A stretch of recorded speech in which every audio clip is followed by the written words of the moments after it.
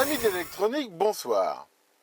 Il y a quelque temps, j'ai fait une nouvelle vidéo sur un petit poste de radio que j'avais trouvé en kit qui m'avait donné l'idée de faire une série de vidéos pour apprendre un petit peu l'électronique et la radio en découvrant pas à pas ce kit. Manifestement, c'était une bonne idée parce que vous avez été extrêmement nombreux à me faire part de l'intérêt que vous portiez à cette petite série et je vais bien sûr la continuer. Avant de continuer, je voudrais faire une petite mise au point sur ce poste. Quand je l'ai acheté, j'étais persuadé que c'était un poste grandes ondes. Les grandes ondes, c'est là où il y a RTL, Europe 1, France Inter, malheureusement plus pour très longtemps, vu que l'émetteur France Inter grandes ondes d'Aloïs, ça s'arrêtera à la fin de l'année. Et en fait, certains m'ont fait remarquer avec justesse que c'était un récepteur fait pour les ondes moyennes. Il couvre en effet de 525 kHz à 1625 kHz. Et un autre radio amateur m'a envoyé un petit mail pour me dire que malheureusement, c'est une bande de fréquences où les émetteurs se faisaient aussi fort rares et où il y avait malheureusement, enfin de la chance, je dirais plutôt de la malchance, qu'on ne reçoive rien du tout. Alors c'est un peu dommage, mais d'un autre côté, c'est pas vraiment forcément très grave. Pourquoi? Parce que le but que je poursuis avec ce kit de radio, c'est pas à la fin d'avoir une radio qui sert à quelque chose, c'est vraiment de m'en servir comme support didactique. Donc, c'est pas vraiment gênant. Pour l'essayer, même s'il n'y a pas d'émetteur, je dispose ici d'assez d'appareils pour pouvoir largement simuler des émetteurs modulés comme on veut dans cette bande de fréquences, ce qui fait que ça ne devrait pas du tout être gênant pour ça. Après, ça pourra même être un tremplin pour faire un peu de hacking et de se dire, tiens, bah, si on a un récepteur comme ça dont on ne peut rien faire, qu'est-ce qu'on peut bidouiller avec pour le transformer en quelque chose d'utile? Enfin bon, n'allons pas trop vite. Pour l'instant, on va continuer cette vidéo. J'ai essayé de rester dans l'idée, hein, les gens qui m'ont envoyé des encouragements sur la première vidéo m'ont bien fait comprendre que ce qu'ils voulaient, c'était quand même essayer de rester très pragmatique, simple, et de ne pas rentrer dans de la théorie, des maths et des choses comme ça. Le problème, c'est que pour continuer à expliquer le fonctionnement de ce poste, bah, ça va être quand même un peu difficile sans avoir des notions de base. Donc ce que j'ai décidé de faire dans cette vidéo, c'est quand même de donner le minimum de notions théoriques, quitte à faire l'impasse sur des tas de détails, on va dire le nécessaire et suffisant pour pouvoir quand même comprendre. C'est pour ça que dans cette vidéo, au début je voulais expliquer d'un coup là, tout le système et le système d'amplification BF, et je me suis vite aperçu que ça ferait une vidéo qui serait beaucoup trop longue. Dans cette vidéo qui va déjà être bien longue, on va expliquer le fonctionnement ad minima des composants de base qu'on va trouver dans cette radio. Et ensuite, nous allons juste regarder la partie alimentation, regarder comment elle fonctionne, la monter et la faire fonctionner quand même. Et je vous ferai même une démo avec mon oscilloscope pour voir un peu bien comment elle fonctionne. Et ça sera, je pense, largement assez pour cette première vidéo. Alors, nous allons donc commencer par ce petit rappel théorique sur les composants qui, j'espère, ne sera pas trop technique. C'est parti. La première notion dont on va avoir besoin pour continuer un peu l'explication de ce petit poste, c'est la différence qu'il y a entre l'alternatif et le continu. Donc là, c'est vraiment quelque chose de très simple. Une tension continue, c'est une tension qui varie peu ou très lentement dans le temps. Ici, on voit qu'il y a le temps, ici, il y a la tension ou le courant. Donc en rouge, ici, c'est typiquement la représentation d'un courant continu. On voit qu'il est à 1 volt ici, par exemple, dans l'exemple. Il ne change pas. Courant alternatif, c'est un courant qui va changer de sens, alternativement, d'un sens ou dans l'autre. Donc ici, on a typiquement ce qu'on appelle une onde sinusoïdale, et en même temps qui est périodique dans le sens où elle se répète périodiquement à l'identique. Alors, de façon un peu étendue, on va dire qu'alternatif aussi, des tensions qui varient dans le temps, mais pas forcément de façon périodique. J'ai mis ici le signal de la voix humaine, par exemple. On voit que c'est alternatif, c'est-à-dire que par rapport à un niveau moyen, ça change de temps en temps dans un sens, de temps en temps dans l'autre, mais on voit que ça ne se répète pas, que ce n'est pas une pattern qui se répète comme tout à l'heure la sinusoïde. Bon, on va dire que quand on parle d'alternatif en général, c'est n'importe quel signal qui, on va dire relativement rapidement, pour simplifier, donc va osciller, on va dire, autour d'une valeur moyenne. Maintenant, on va regarder un petit peu les composants de base dont on va avoir besoin. Ici encore, que les puristes me pardonnent, je vais vraiment simplifier énormément. Plein de choses dans lesquelles je ne vais pas rentrer dans le détail, mais encore une fois, l'approche ici, c'est d'avoir le minimum de théorie pour pouvoir comprendre. Alors, le premier composant qu'on trouve partout, c'est la résistance, dont la valeur s'exprime en ohms. Je vous ai mis ici, par exemple, le symbole et à quoi ça ressemble. Et pour tous les composants, on va regarder justement quelle est leur résistance, comment ils se comportent avec du courant continu ou alternatif. La résistance, elle a une valeur fixe qui ne change pas. Et on peut donc appliquer la loi d'Ohm à sa résistance. Elle est égale à la tension divisée par le courant qui passe dedans. C'est la fameuse loi d'Ohm qu'on dit U égale RI, qui dit que la tension en volts aux bornes d'une résistance est égale à la multiplication de la valeur de la résistance en ohms par la valeur du courant en ampères. Alors ce qui est très intéressant, c'est comme la résistance ici elle est fixe, on voit qu'avec une équation pareille, si on a un courant qu'on connaît, en choisissant bien la valeur de la résistance, on va pouvoir choisir la tension aux bornes. Et si on connaît la tension, en choisissant bien la valeur de la résistance, on va pouvoir imposer le courant. C'est pour ça que les résistances sont très utilisées, parce qu'elles vont permettre ici de choisir et de jouer avec les tensions et les courants très facilement. En alternatif, la résistance, elle en a rien à foutre. Elle se conduit exactement pareil qu'en continu. Et si on regarde ici très rapidement, en fonction de la fréquence, l'évolution de la résistance, on voit que ça change pas. Passons à un deuxième composant très intéressant qu'on a déjà un tout petit peu vu lors de la première vidéo, c'est le condensateur. Sa valeur s'exprime en farad, mais le farad c'est une unité qui est très très grosse. Un condensateur d'un farad, on en trouve, voire plus. Enfin, ça fait déjà quelque chose d'assez gros, ou alors des condensateurs un peu spéciaux. Donc très souvent en électronique, on va avoir le microfarad, encore 1000 fois plus petit le nanofarad, et encore 1000 fois plus petit le picofarad. Il y en a de toutes les sortes, des condensateurs normaux, polarisés, c'est-à-dire qu'il faut les brancher dans un sens bien défini. Alors le condensateur, lui, est facile à comprendre. En continu, sa résistance, elle est infinie. En gros, c'est un isolant. Donc, en continu, le courant ne passe pas dans un condensateur. Déjà, il faut comprendre la différence un peu qu'il y a entre une résistance et une impédance. La résistance, on va dire, c'est en courant continu. L'impédance, c'est en courant alternatif. Donc, l'impédance d'un condensateur, c'est-à-dire, on va dire, sa résistance équivalente quand il est attaqué en alternatif. La formule que vous trouverez partout, c'est 1 sur J, C oméga, ou oméga C, c'est pareil. Alors, c'est une formule comme ça qui peut paraître un peu bizarre, parce qu'on se dit c'est quoi cet oméga, c'est quoi ce J. Alors, pour l'instant, le J, on ne va pas du tout en parler. C'est quelque chose qui est des fois très important, voire même indispensable.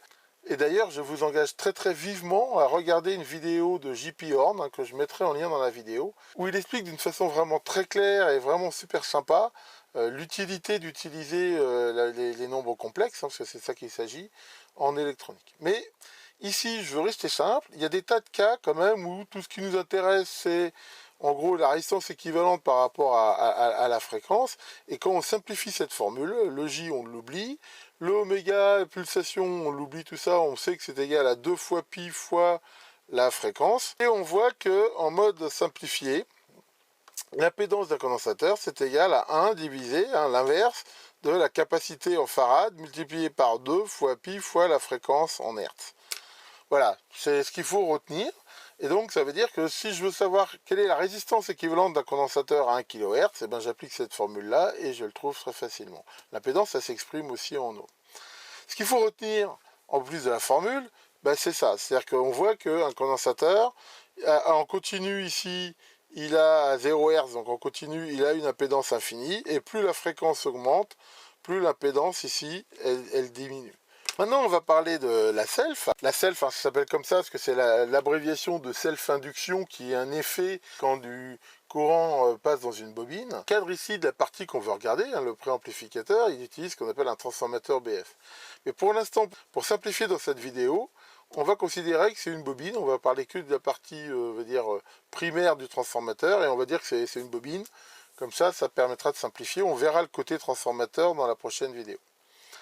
Donc une bobine, en théorie, en continu, sa résistance elle est nulle, on va dire la bobine parfaite, mais une bobine, comme on le voit, c'est fait d'un certain nombre de tours de fil. Alors, des fois c'est des fils assez gros, très courts, comme ici, donc là la résistance d'une bobine comme ça, elle va être faible, mais dans le cas de bobines comme ça, où il y a beaucoup de fils très fins et sur des grandes longueurs, ça fait aussi une résistance. Si on veut dire qu'une bobine, généralement, elle a une résistance en courant continu qu'on peut très facilement mesurer, on va le faire tout à l'heure avec un ohmmètre, et qui nous dit, voilà, c'est comme une résistance ici, en fait, c'est exactement pareil.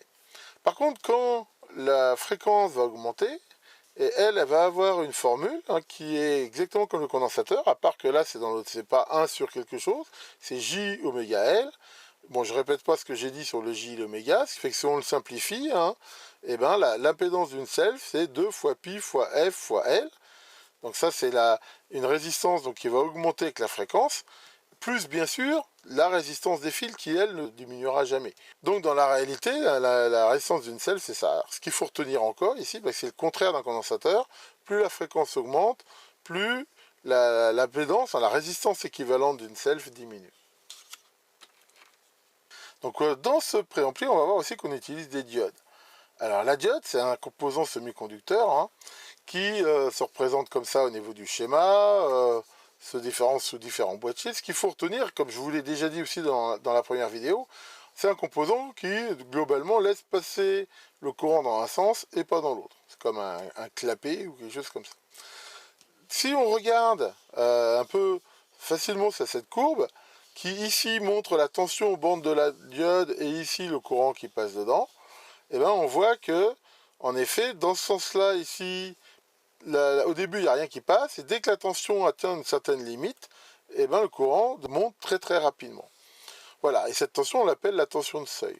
Alors, elle dépend du type de diode. Dans toutes les diodes qu'on va utiliser ici, c'est des diodes au silicium. La tension de seuil, elle est aux alentours de 0,6 volts. Après, on va dire que le courant, lui, il augmente très très vite. Dans l'autre sens, on voit que quand la tension est inverse par rapport à la diode, il n'y a rien qui part. Bon, jusqu'à un endroit qu'on appelle la tension de claquage, ou ici Zener, donc il y a des diodes. On ne va pas en parler pour l'instant. Ici, on va rester ici, sur cette partie ici, qui dit, voilà, dans un sens, ça monte comme ça, dans l'autre, ça monte pas. On verra que cette tension de seuil, par contre, elle va être très importante, elle va nous servir et nous gêner parfois, mais il faut toujours s'en rappeler. Alors pour le transistor, déjà on va s'arrêter au transistor à jonction NPN, on va parler que de ça. C'est un composant, le transistor, qui est éminemment complexe, qui a énormément de paramètres, tous les paramètres dépendent de la température, d'autres choses, et c'est quelque chose de très compliqué. Mais dans pas mal de montages, on peut relativement le simplifier, et ici, on va vraiment essayer de le voir comme un composant le plus simple possible. Le schéma d'un transistor, on le représente comme ça. Ici, je vous ai mis par exemple des exemples de boîtiers physiques. Et ça a 3 broches. Une broche qui s'appelle le collecteur, une broche qui s'appelle la base, l'émetteur. Pour bien comprendre comment il fonctionne, souvent on va utiliser ce qu'on appelle des schémas équivalents. Alors, les schémas équivalents, c'est une sorte de petite bidouille qui permet de simplifier quelque chose pour bien comprendre comment il marche. Et comment on peut le voir, un transistor? Bon, on retrouve ici la broche de base, d'émetteur et de collecteur. Entre la base et l'émetteur, on peut voir comme s'il y avait une diode, exactement la diode qu'on a vue tout à l'heure, et entre le collecteur et l'émetteur, un générateur de courant. On peut voir ça un peu comme une résistance variable, c'est un peu plus compliqué que ça, mais quelque part on peut le voir comme ça. Dans tout circuit électrique, il y a le courant qui sort, il est forcément égal à tout le courant qui rentre. Sinon, il y aurait de la fuite quelque part, c'est pas possible. Donc ici, comme il y a 3 broches, on voit que le courant qui sort de l'émetteur est égal à la somme du courant de base et du courant de collecteur. On voit très bien ici, ça rentre comme ça et ça sort. Alors comment il marche ce truc-là? Il marche de façon très simple. Tant que la diode ici, elle n'est pas conductrice, c'est-à-dire que si on compare avec le schéma de tout à l'heure, ici, tant qu'on est en dessous de la tension de seuil, le transistor il se comporte comme si ici c'était coupé. C'est-à-dire ici, il n'y a pas grand-chose qui passe, là il n'y a rien qui passe, et ça marche comme ça. Dès que, ici, on va atteindre la tension de seuil, qu'est-ce qui va se passer? Il va se passer qu'un courant va passer entre le collecteur et l'émetteur, et ce courant, il est égal à bêta IB. Alors bêta, c'est quoi? C'est le fameux gain au courant, c'est-à-dire c'est le courant qui passe là, il est X fois le courant de base, et ce X, c'est le gain au courant d'un transistor, alors qui s'appelle bêta, que dans les notations hybrides on appelle H2, enfin il y a plein de notations diverses et variées, mais ici on va juste rappeler de ça, et c'est le fameux gain d'un transistor. Et c'est là qu'on voit l'effet d'amplification. On voit que si ici il passe 1 microampère et qu'il a un gain de 100, ici il passe 100 microampères. C'est ça qui fait ce côté amplification de signal. Donc voilà, il faut juste se rappeler de ça. Pour le montage qu'on va voir, on n'a pas besoin de savoir autre chose sur le transistor. Parfait, maintenant qu'on a vu les composants, Il nous reste à voir une toute petite notion, hein, celle des régulateurs shunt, et on pourra finalement, on va finir par y arriver, rentrer dans le vif du sujet de la partie alimentation. Pour bien la comprendre, hein, je vais encore passer par l'analogie hydraulique. Hein, j'aime bien passer comme ça parce que je pense que c'est quelque chose qui parle à tout le monde. Je rappelle qu'en analogie hydraulique, hein, la tension ça correspond à de la pression et le courant ça correspond au débit d'un liquide par exemple. Si on veut maintenir à la sortie d'un tuyau une pression constante, ce qui viendrait à l'idée de tout le monde, hein, c'est de mettre un robinet ici sur le tuyau et de l'ouvrir plus ou moins de façon à maintenir en sortie la pression que l'on désire. C'est vraiment quelque chose de très très simple. Maintenant, il y a une autre façon pour le faire. Si on admet que la source ne peut pas donner un débit d'eau complètement illimité, eh ben, c'est de faire une dérivation. C'est-à-dire qu'au lieu de mettre le robinet en série pour contrôler, eh ben, on va faire une dérivation et mettre le robinet ici vers une sortie qui ne sert à rien. On peut bien comprendre que l'eau, à ce moment-là, quand j'ouvre ici le robinet, le flux va se partager entre celui-ci et celui-là, et donc va baisser ici dans la sortie. Donc c'est une façon de faire aussi, hein, quelque part, ce qu'on peut aussi appeler une régulation par la charge. Alors, ça marche bien, ça, il n'y a pas de problème. Maintenant, quelque part, c'est une aberration économique, on va dire, parce que on voit bien qu'en mode série, si ici j'ai besoin de très très peu, le robinet va être fermé, et puis bah voilà, ça ne consomme rien. Alors qu'ici, au contraire, on va dire, si ici j'ai besoin de peu, je suis obligé d'ouvrir le robinet ici à fond, et de perdre ici toute l'eau. Donc c'est vraiment pas quelque chose de très économique. Pourtant, c'est quelque chose qu'on utilise énormément en électronique. Alors vous allez me dire, bah, si c'est si nul que ça, pourquoi on l'utilise? Bah, on l'utilise pour plusieurs raisons. La principale, c'est que c'est quelque chose de très très simple à faire et que bah, le ROI, hein, comme on appelle ça, le Return on Investment, il est quand même bon dans la mesure où c'est vrai qu'on va perdre un petit peu d'énergie, mais en échange, on va avoir quelque chose de très très simple. Un régulateur shunt, comment ça marche? Ils sont généralement toujours faits de la même façon. Il y a ici une résistance, un élément ici qui va pouvoir dériver du courant comme ça, et ici la charge. Je rappelle que la tension au bord d'une résistance, hein, U égale RI, c'est égal à la résistance multipliée par le courant. Donc on voit que si je fais passer plus de courant dedans, la tension au borne augmente, donc elle va se soustraire à la tension qui est ici, hein, vu qu'elle est au bord de la résistance, et elle va diminuer ici. C'est ça le principe en fait, hein, c'est pas plus compliqué que ça. On va dire que, imaginez qu'ici il n'y ait pas de charge, bah ici dès que la tension va dépasser la limite qu'on veut, il y a du courant qui va passer ici, et jusqu'à temps que ce courant fasse une tension au bord de la résistance telle que la différence soit perdue à cet endroit-là. Si on commence à tirer du courant ici, bah, à ce moment-là, la tension va avoir tendance à baisser, donc le système de court-circuit ne va plus fonctionner, et bah, une partie du courant qui passait complètement ici va passer ici, et le courant ici va se partager entre les deux. Donc voilà, c'est pas plus bête, sachant que l'élément qu'on met ici en parallèle, alors ça peut être plusieurs choses, ça peut être un transistor, ça peut être une diode, on va le voir dans le cas de l'alimentation du petit poste. Souvent on utilise quelque chose qui ressemble à ce qu'on appelle une diode Zener. Une Zener, vous voyez, c'est une diode qu'on branche à l'envers, mais qui, passé une certaine tension, devient aussi passante. Dans l'exemple qui est ici, par exemple, ça serait une Zener de 10 volts. Le régulateur shunt, ça marche pas mal. C'est généralement assez compliqué à faire marcher quand la charge ici, le courant varie énormément. Surtout si dans des grandes proportions. Bah oui, ce qu'on voit imaginez il n'y a pas de charge, c'est-à-dire tout le courant passe ici dans la diode Zener, et si la charge augmente, il faut quand même qu'il reste toujours un petit peu de courant dans la diode pour qu'elle fonctionne. Et si on a des très fortes variations, c'est pas facile à faire, parce que quand la charge sera minime, on va avoir énormément de puissance perdue dans la diode Zener. Bon, souvent, quand on utilise des choses comme ça, c'est avec des niveaux de puissance et de courant qui sont très faibles, donc c'est pas très très gênant. Bien, on en a fini avec, on va dire, la théorie, et maintenant on va pouvoir regarder l'alimentation. Voici le circuit d'alimentation, on va dire, de ce petit poste. On va voir qu'il est excessivement simple. Alors, il y a deux parties dans cette alimentation. C'est un poste qui est alimenté sur pile. On voit ici deux piles de 1,5 volts en série. Bon, un interrupteur on-off, il n'y a rien à dire. Et ici, on va disposer donc de 3 volts, mais avec une tension qui n'est pas très stable dans le temps. En effet, une alimentation par pile, au fur et à mesure que les piles s'usent, la tension va baisser jusqu'à, on va dire, à peu près 2,5 volts. Hein, ça va rester aux alentours de 3 volts, ça va baisser petit à petit, puis en fin de vie, ça va baisser jusqu'à 0. sachant que l'idée c'est quand même que on fasse fonctionner le poste sur la maximum d'usure des piles. Donc voilà, ici on va dire qu'on a une tension pas stable. Alors, le rôle des condensateurs ici, hein, qu'on va retrouver ici et ici, c'est ce qu'on appelle du découplage. Je vous conseille vivement, si ça vous intéresse, de regarder ma vidéo sur le découplage des circuits logiques, parce que le découplage HF, quelque part, c'est un peu le même système. Mais l'idée globale, hein, elle est facile à comprendre. Je vous ai montré tout à l'heure qu'un condensateur, il laisse passer le courant alternatif, mais pas continu. Or, ici, dans l'alimentation, ce qu'on veut, c'est que du courant continu. Donc si jamais ici il commence à avoir un peu d'alternatif qui vient s'additionner, ben, on voit que les condensateurs ici, ils vont devenir passants et en gros ils vont court-circuiter à la masse. C'est pas plus bête que ça, hein, quelque part. Donc on a ici un condensateur donc, de découplage pour on va dire toute l'alimentation qui n'est pas régulée.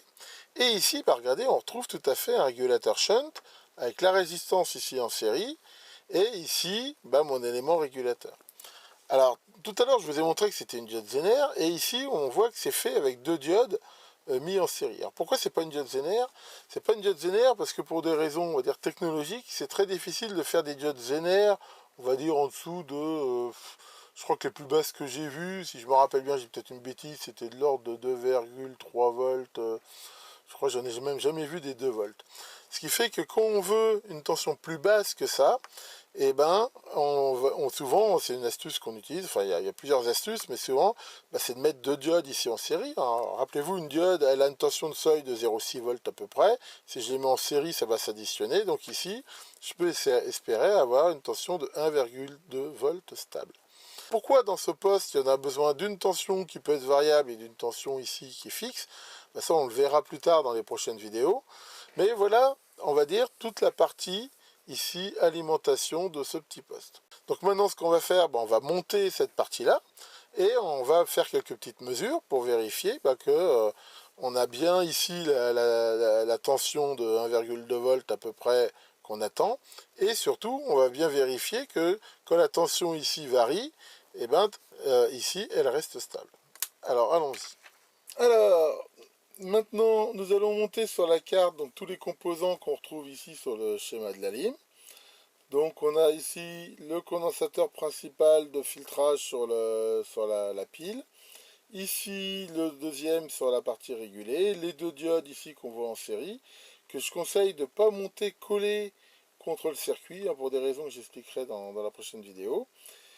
Ici, le condensateur céramique. Alors, c'est pareil, on fera gaffe sur le schéma. Enfin, comme je vous ai montré, il y a plusieurs sources de schéma, mais des fois, ils disent que c'est des 20 nanos. Ici, ce qu'ils donnent, c'est des 22 nanos. Bon, honnêtement, c'est pas très très grave. Hein, je veux dire, il y a de la tolérance sur la valeur. Alors, la résistance ici pour le shunt. Donc là, c'est une 220 ohms. Donc 220 ohms, ça fait rouge pour 22. Comme c'est 220, il y a un 0 derrière, donc marron. Donc rouge, marron, ici, c'est la 220 ohms. Et le condensateur ici, qui est noté 22,3. Bon, ça, on avait déjà parlé. Hein, ça fait 22 000 picofarads, donc ça fait bien 22 nanofarads. Donc maintenant, bah, il n'y a plus qu'à souder tout ça. Parfait, tous les composants sont maintenant montés et soudés. Alors, je rappelle que ici, il faut faire attention, enfin dans la mesure du possible, les résistances, il faut essayer de les mettre toutes dans le même sens. C'est pas vraiment important pour le montage, parce que c'est symétrique, mais ça permet de bien lire. Sur le schéma, c'est le plus qui est coupé par l'interrupteur. Dans la réalité, ça coupe le moins. Bon, enfin, c'est pas très grave. Et ici, donc, j'ai mis des petits picots pour brancher l'alimentation, sachant que normalement, dans le kit, c'est fait pour brancher directement les fils. On va pouvoir tester directement, déjà ici, avec un multimètre. Et on va brancher directement aux bornes des diodes, ici, le multimètre en mode voltmètre continu. Voilà, bon, il y a déjà une petite tension résiduelle, parce que le condensateur est encore un petit peu chargé, et on va mettre en route donc l'alimentation. C'est parti. Donc là, je l'alimente en 3 volts. Et ici, on peut voir qu'on a une tension donc de 1,432 volts. Ah, ici, on se rend compte que on n'a pas les 1,2 volts qu'on s'attendait à avoir, on a un peu plus. c'est pas du tout anormal, hein, le montage il fonctionne, et ça va permettre déjà de voir quelque chose qui est fondamental quand on fait de l'électronique et qui parfois est un peu déroutant quand on débute. Hein, donc là je peux l'arrêter, hein, c'est pas la peine de continuer, je vais même couper la lime parce qu'elle fait du bruit. Et qui est, je dirais, fondamental quand on débute, et ben c'est que c'est très rare qu'on mesure exactement ce qu'on s'attend à avoir. Alors déjà, il faut savoir que ce seuil de 0,6 volts qu'on donne pour les diodes, c'est pas une valeur fixe de 0,6 volts. Ça dépend énormément du courant, ça dépend de la température, ça dépend de plein de choses. Donc déjà, première chose, ici, il y a des dispersions. Si je prends 10 diodes comme ça, et même elles mesurent avec le même courant, elles n'auront pas toutes exactement la même tension de seuil. Donc ici, il y a déjà une variation, on va dire, d'un modèle à l'autre. Il y a en effet la température qui joue un petit peu, on y reviendra. Ensuite, le régulateur shunt, la résistance ici, elle est normalement calculée pour faire passer du courant dans les diodes et aussi dans l'utilisation qui doit être faite par le circuit. Or ici, j'utilise rien du tout. Pour l'instant, elle est branchée sur rien en alim. Donc ça joue aussi, c'est-à-dire par rapport un peu au calcul, c'est pas terrible. Maintenant, il y a aussi la valeur de la résistance. La résistance, hein, si on la mesure, hein, elle est donnée pour 220 ohms. Hein, regardez, on va faire une mesure ici, on va regarder sa valeur. On voit qu'elle fait 215 ohms. Donc déjà, rien que ça, c'est pas terrible. Pourtant, cette résistance-là, c'est une résistance à 10%. Donc elle est, je veux dire, quelque part bien dans son système. Et on verra dans la suite de ce montage et dans tous les montages, quand on calcule, ben à un moment donné, pour pouvoir faire les calculs, on prend des valeurs moyennes, des valeurs théoriques, et dans la réalité, on est toujours un petit peu en dehors. Et un schéma qui est bien fait, normalement, ben, il est prévu pour. C'est-à-dire qu'il va quand même fonctionner, même si la résistance, elle n'est pas tout à fait pile poil la valeur qu'on voulait, le gain du transistor pile poil la valeur qu'on voulait, et ainsi de suite. Si vous faites un schéma qui dépend vraiment pour qu'il fonctionne bien, que le transistor il est pile un gain de 100, vous allez avoir des grosses désillusions ou un mal fou à le mettre au point. Alors, en règle générale, ce qu'il faut retenir, c'est que plus on veut un schéma précis, plus on veut des tolérances serrées, bah ok, on va commencer à être obligé de prendre des résistances à 1%, des super composants, des choses comme ça va coûter de plus en plus cher, ça va être de plus en plus instable dans le temps, enfin, ça c'est très compliqué, il faut vraiment que on ait besoin d'avoir ces précisions et qu'on ne puisse pas faire autrement pour rentrer dans ce jeu-là. Ici, c'est un truc vraiment bas de gamme, mais le schéma, je veux dire, il va être hyper tolérant ici avec les valeurs. Donc la valeur ici de la tension qu'on mesure, en toute honnêteté, c'est pas quelque chose qui me choque. Et c'est vrai qu'en théorie, on est parti là-dessus 1,2 volts, mais ici, d'avoir 1,4, ça montre que ça fonctionne bien. Alors pour finir, on va quand même vérifier d'une façon visuelle que la tension aux bandes des diodes ici varie quand même peu avec la variation de la tension d'alimentation. Alors pour ça, on va utiliser mon super oscilloscope là, et ça va vous permettre de regarder ça. Alors voyons cela. Pour voir ça, j'ai branché ici donc sur 3 entrées de mon oscilloscope, enfin on va dire sur 2, hein, on va voir le vert, j'ai mis la masse, mais ça nous permettra de voir la référence, hein, c'est 0. En rouge, la tension d'alimentation, donc on va dire la tension de la pile, et en jaune, la tension soi-disant régulée. Et alors ici, en même temps, je vais utiliser un truc qui est un peu rigolo, hein, qu'on va voir ici, c'est ce qu'on appelle le mode roll. Le mode roll, alors ça fait un peu penser à ce qu'on voit dans les hôpitaux là quand on regarde les cœurs, c'est qu'au lieu d'avoir ici un balayage qui se fait ligne après ligne, et c'est un mode continu en fait qui défile comme ça. Alors qu'est-ce qui se passe quand on va augmenter la tension?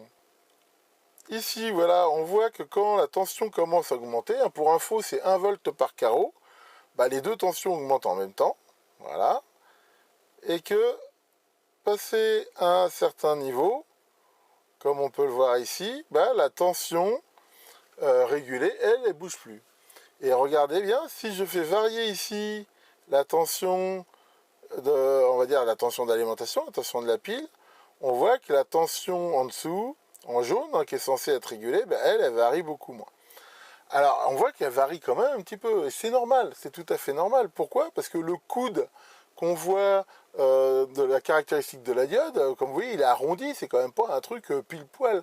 Ça veut dire que le fait de faire varier la tension, ça fait quand même varier un tout petit peu le courant qui passe dans la diode, et eh ben, ça fait donc varier un petit peu la tension de seuil. Encore une fois, il ne faut jamais s'attendre à avoir des trucs pile poil parfaits comme en théorie.